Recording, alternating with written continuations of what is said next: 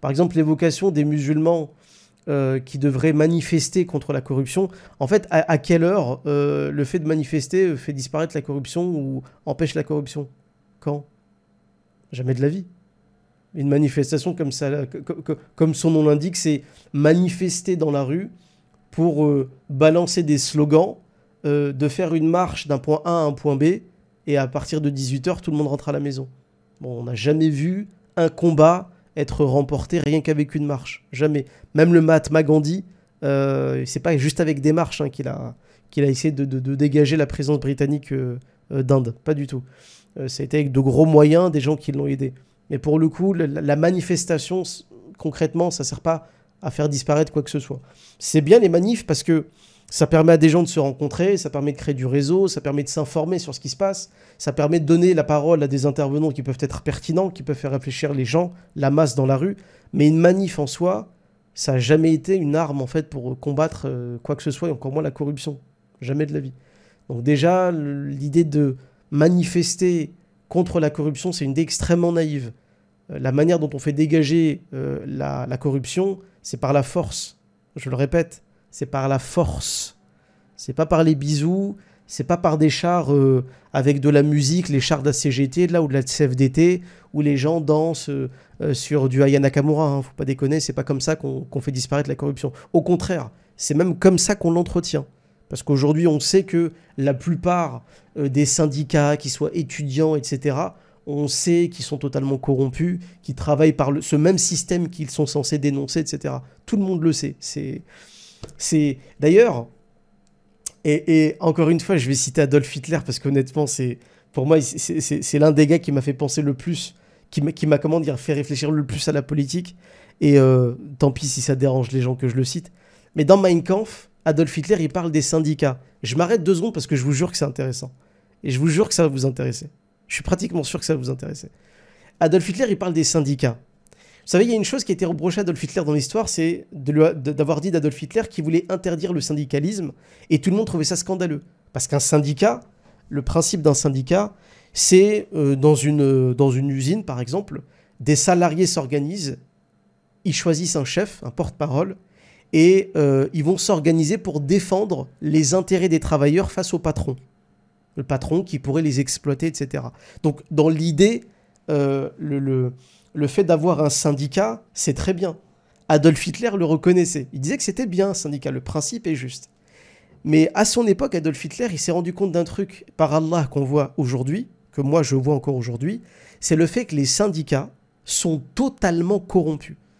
C'est-à-dire que comme à son époque, le patronat, en fait, les grands patrons, ils invitent les responsables des syndicats et en douce, ils les payent. Ils leur donnent des billets. Ça, vous avez dû le voir d'ailleurs pour les gens qui ont connu la série Caméra Café. Vous vous rappelez, l'un des personnages de Caméra Café, c'était Hervé Dumont. Pour les gens qui connaissent la référence. Hervé Dumont, c'était le responsable syndical dans la série. Et ce qui était trop marrant, c'est qu'avec Jean-Guy, qui était le RH de l'entreprise où il bossait, il le soudoyait. Il l'achetait pour qu'il ferme sa bouche. En fait, c'est exactement ça. Hein. C'est vraiment la réalité. Et on sait qu'il y a des gens de la CFDT, de la CGT, etc., qui ont été corrompus pour se taire et ne plus défendre l'intérêt des travailleurs. Pour revenir à ce que disait Adolf Hitler, lui, il disait que le syndicalisme, c'est bien, le principe d'un syndicat, c'est bien, mais qu'en réalité, c'est trop facilement corruptible et en fait, ça sert à rien, quoi. L'idée est bonne, mais tout de suite après, si on donne les billets qu'il faut aux gens pour faire taire comment dire, la colère des salariés en colère, voilà, on peut faire taire en fait une révolte comme ça, légitime, rien qu'en payant des gens. Et lui, en fait, Adolf Hitler, il a dit, moi, je vais dégager le syndicalisme, je vais dégager en fait les syndicats, et ce que je vais faire, c'est que moi, en tant que chef d'État, je vais aller voir les patrons et je vais leur foutre la pression, mais une vraie pression, pour qu'ils défendent en fait leurs salariés. Et c'est ce qu'il a fait, soit dit en passant. Donc c'est vrai, il a dégagé en partie le syndicalisme de son pays, mais en réalité, c'est lui et son gouvernement qui protégeaient les salariés. Il les a pas laissés en galère. Et je trouvais ça que c'était super intéressant.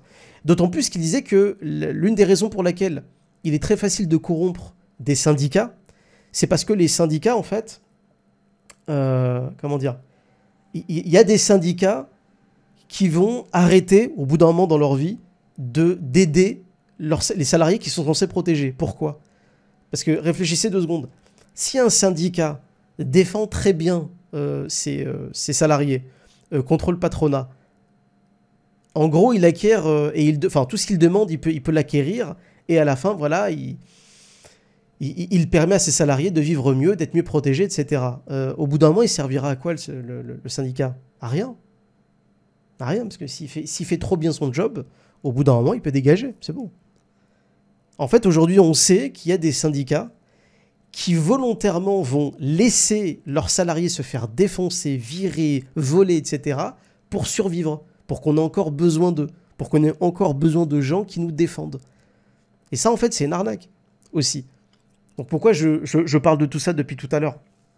Parce qu'en réalité, les vrais combats, ils se font pas par des manifs. Les manifs, c'est intéressant. Une manif, ça permet de faire parler d'un sujet, de le mettre en avant. Mais c'est pas une manif qui va défendre les gens, qui va défendre une cause ou qui va faire bouger les choses. C'est la force qui le fait bouger. Faut pas être naïf. Hein. Donc pour le coup, là, de reprocher aux gens de ne pas manifester contre la corruption, ça veut rien dire.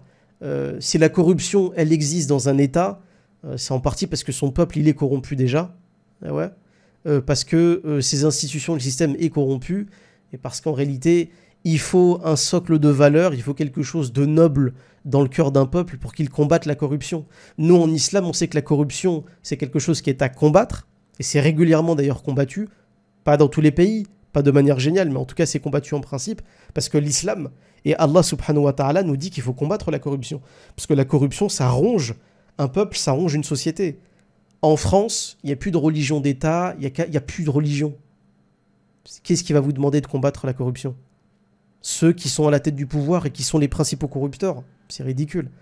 N'oubliez pas que Macron et toute sa clique vivent de la corruption de ce pays. Vivent. Hein, l'exil fiscal, c'est 100 milliards, c'est 100 milliards qui disparaît tous les ans. Juste l'exil fiscal. Je ne sais pas si vous imaginez. La France aujourd'hui, c'est plus de 2400 milliards de dettes publiques. C'est gigantesque. Aujourd'hui, on sait qu'il y a des gens qui entretiennent cette dette parce qu'il y a des gens qui en vivent de cette dette. D'accord? On sait que Macron, avant d'être président, il bossait pour Rothschild, si je dis pas de bêtises. Non, un président qui bosse chez Rothschild, faut être complètement taré pour aller voter pour un mec comme ça. Et pour qu'un peuple vote pour un mec comme Macron, ou du moins tolère qu'un mec comme Macron soit au pouvoir encore, c'est que le peuple, il doit être vachement claqué. Hein. Pas tout le peuple, mais du moins en partie. T'as dit aussi un truc intéressant, Fox, tout à l'heure. T'as dit, il y a assez peu de musulmans qui sont allés manifester contre le mariage pour tous. Ouais, et alors? Depuis quand, en fait, les musulmans ont pour vocation déjà manifester? Tu peux me citer un verset du Coran où Allah nous demande, vous musulmans, dès qu'il y a un problème ou une injustice, il faut que vous alliez demander à la préfecture de votre pays ou de votre département, de votre ville, l'autorisation d'aller manifester pour interdire une loi d'un système que vous n'avez pas choisi. Depuis quand le but d'un musulman, c'est de faire des manifs? C'est utile de faire des manifs, hein. Il y a, selon moi, une utilité à faire des manifs, mais depuis quand c'est la vocation des musulmans à faire des manifs? On s'en fout. D'autant plus, Fox, quasiment toute l'année, 11 mois sur 12, en réalité, l'islamophobie bat son plein. Et quand je dis 11 mois sur 12, je pense qu'il y a des gens qui le comprennent instinctivement. Il y a un mois dans l'année qui est le mois de Ramadan, où on laisse un peu tranquille les musulmans. Pourquoi? Parce que pendant le mois du Ramadan, tous les islamophobes gagnent de l'argent sur le dos des musulmans. D'accord? Que ce soit les grandes enseignes, Carrefour, machin, là tout le monde se tait. Chut. Là c'est les billets qui parlent, on fait rentrer l'argent. Quand on dépouille les musulmans, chut, faut se taire, on va pas trop leur taper dessus. Par contre, les 11 mois suivants, ça va, c'est parti. Tout le monde peut y aller de son islamophobie, etc. C'est très compliqué, Fox, de demander aux musulmans de manifester, c'est-à-dire de te prêter main forte lors d'une manifestation, alors que pendant 11 mois, t'as pas arrêté de leur cracher à la gueule. Il y a quelque chose de totalement incohérent. Tu ne peux pas demander à tes concitoyens de t'aider alors que la quasi-totalité du temps qui reste, tu les as insultés, tu les as mis au banc de la société. Les musulmans, ils ne se sont pas impliqués dans ce genre de manif, tout simplement parce qu'on leur rappelle soit qu'ils ne sont pas français, soit qu'ils ne sont pas légitimes, soit que ce sont de mauvais français, de sales français, de... Bon. Donc forcément, ça ne motive pas, en fait. Ça ne crée pas une solidarité et une lutte conjointe dans tu vois, sur un sujet donné ou sur un thème donné. Et ça, il y a des gens qui l'oublient. C'est trop drôle. Ouais, on voit pas beaucoup de musulmans. Bah ouais. On voit pas beaucoup de musulmans. C'est exactement d'ailleurs la même réflexion qui nous a été faite il y a quelques années, après l'attentat de Charlie Hebdo en 2015. On n'a pas vu beaucoup de musulmans manifester dans la rue, dire qu'ils sont Charlie. Déjà d'un, parce qu'on ne peut pas être Charlie religieusement.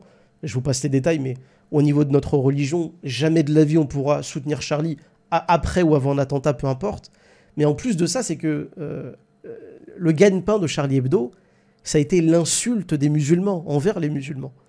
Donc paradoxalement, on a des gens qui ont insulté les musulmans pendant des années et qui, juste après un attentat, que l'on condamne évidemment, même si on condamne les caricatures, parce qu'on les a trouvées dégueulasses, répugnantes, bref, leur mentalité à Charlie Hebdo est toujours... C'est la crasse, quoi, on peut que le condamner. Mais c'est pas parce qu'on condamne ce qu'ils font qu'on valide un attentat jamais de la vie. Et ça, pour le coup, sur Mavox, on a été très clair. Mais pour le coup, on peut pas demander à une population entière, que sont les musulmans, d'être Charlie, alors qu'en réalité, Charlie Hebdo, depuis qu'il existe, hein, depuis même Harakiri, bien avant la création de Charlie Hebdo, ça n'a été que l'insulte envers les religions, et les religions en particulier. Donc quand tu nous dis, Fox, nanana, les musulmans, ils sont pas allés dans la rue parce que, t'as vu, ils auraient pu faire machin, on s'en fout, déjà, c'est pas notre vocation. Et en plus de ça, on n'est pas assez masochiste pour aller dans la rue et exiger de nous une aide, alors que l'immense majorité du temps, on ne fait que nous insulter. C'est pas cohérent. Soit on est des frères de lutte, on est des frères de lutte et on se respecte, soit on n'est pas des frères de lutte, et dans ce cas-là, t'arrêtes de nous emmerder avec tes « Oh, on n'a pas vu de musulmans dans la rue !» Ouais, on n'a pas que ça à faire non plus, d'accord? Soit t'es un allié, tu me proposes la paix, et là, on peut essayer de voir, soit tu me déclares la guerre, et voilà, ça sera la guerre. Mais tu peux pas nous dire on vous crache à la gueule 11 mois de l'année, et puis une fois de temps en temps, quand on a besoin d'un musulman, une fois de temps en temps d'un barbu, on vous appelle et vous êtes là. Non, non, non, ça marche pas comme ça. Donc j'ai bien aimé ta réflexion, Fox, mais je l'ai bien aimé parce qu'elle était bourrée d'erreurs, de fausses idées, de trucs même faux, en fait, factuellement faux. Voilà, les musulmans n'ont pas pour vocation à faire des manifs. Et encore une fois, s'il y a des gens qui pensent que c'est par la manifestation qu'on gagne des combats, c'est un peu le même niveau, vous savez, c'est un peu le même level des gens qui pensent que voter, ça sert à quelque chose. J'ai beaucoup de mal à prendre au sérieux des gens qui me disent ouais, faut voter, si vous votez pas, en fait, vous laissez la chance aux extrêmes, on s'en fout, qu'ils prennent la place, les extrêmes. Ce discours-là, on l'a entendu pendant des années. Moi, je vis à une époque, Fox, où Macron, c'est déjà un extrémiste, au sens de l'extrême droite qu'on nous a présenté pendant des années. Tu vois. Aujourd'hui, ceux qui persécutent ma communauté musulmane en France, c'est Macron, c'est Darmanin, c'est Schiappa. C'est l'équipe de Macron. C'est pas Marine Le Pen. Marine Le Pen, elle se contente de faire des grands discours et d'enrager la foule. Mais concrètement, on y est déjà. Bah pour les gens qui me disent, c'est pareil, hein, les gens qui me disent, ouais, il faut voter, c'est important, parce que si on fait rien, vous allez faire le jeu des extrêmes, eh ben tant mieux, je m'en fous. Voilà. Je m'en tape complètement. Moi, je vis déjà une période où les gens qui gèrent le pays sont déjà des extrémistes. En fait, peu importe ce que je fais, en fait, que je vote ou pas, les extrémistes, ils sont déjà au pouvoir, de toute manière. Donc voilà, les gens qui me parlent de vote, pour moi, c'est exactement la même naïveté dont ils font preuve que les gens qui me parlent de manifestation. C'est des gens qui pensent que par la manifestation, on fait dégager la corruption ou on fait dégager machin. Pas vraiment. Pas vraiment. Je vais vous donner d'ailleurs un exemple concret. Le Hirak en Algérie. Pourquoi il a marché en grande partie? C'est à partir du moment où l'armée algérienne a commencé à s'ingérer dans le truc et a commencé en fait à être du côté du peuple algérien. Et à, entre guillemets, arrêter des gens, faire arrêter bidule. Et vous voyez, c'est quand une autorité forte a commencé à se lever que ça a commencé à bouger. Mais juste avec des manifs, il n'y a rien qui se passe juste avec des manifs. Regardez avec les Gilets jaunes en France.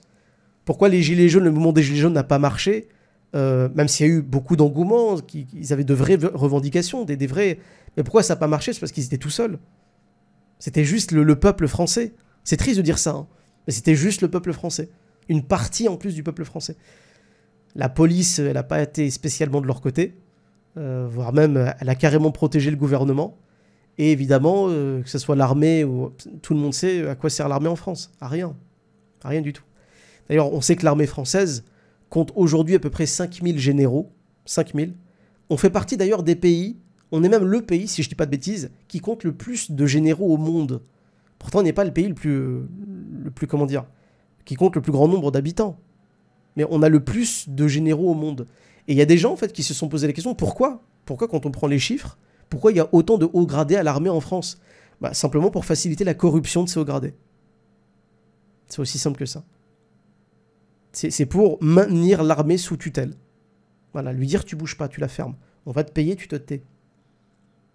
Et c'est exactement d'ailleurs ce qu'avait fait Castaner, je crois, symboliquement avec la police. Rappelez-vous, hein, quand il y a eu le début des Gilets jaunes, Castaner, il a été obligé de donner une prime aux policiers, d'augmenter leur salaire, pour leur dire, les gars, hein, n'oubliez pas que vous travaillez pour nous, hein, vous êtes dans notre camp, regardez, on va vous aider.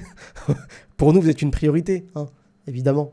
Parce que le seul rempart qu'il y avait entre les Gilets jaunes et le gouvernement, c'était la police. Évidemment. Donc voilà, les manifestations seules, les Gilets jaunes le prouvent, ça sert pas à grand chose. Seul, ça sert à rien.